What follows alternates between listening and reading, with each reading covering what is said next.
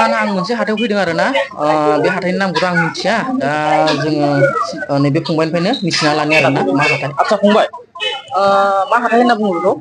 हाथाया औ नोलोबारि हाथाय होनना बुङो। आच्छा मा एरियायाव गोलैयो? बे गगामुगनि धेमाजि डिस्ट्रिक्ट। आच्छा बेनिफ्राय जेनेबा सप्तायाव खनबेसे जायो जेनेबा? सप्तायाव खनसे जायो मंगलबार। मंगलबाराव आरो ना? येस। आच्छा ओमफ्राय दा नैबेफोराव मानि मुलि मोननाय जायो जेनेबा? मुलि मोननायाथ' बिदिनो सानाय सुनायनि होन गेस्ट्रिकनि होन सुगार होन प्रेसार होन बिदिनो पाइल्सफोरनि आच्छा जा हरखाब फिटिलिभारफोरनि जिखुनु प्रब्लेम थानाय बेफोरबायदिनो जिखुनु उसुबिदानि थाखाय मोननाय जायो आरो।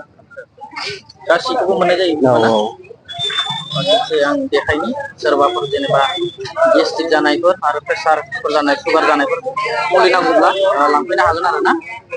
बिथांनिफ्रायनो माखासे बाथ्राफोरखौथ' जों खोनाखाबायानोसै। लोगोसे नायनाय जायो नायनानै लानो हागोन जेनेबा मानि थाखाय उसुबिदा जागासिनो बेफोरखौ जों नायो लोगोसे सुगार नायो प्रेसार नायो नोंथांमोना नायफैनो हागोन आरो बेयाव। हाथाया गोबां मोजां बेजों थांनांगौ आरो ना जायगाखौ एसे दिन्थिनोसै गोबां मोजाङै मादैमोनाबो मैगं फानगासिनो। जायगाफोरा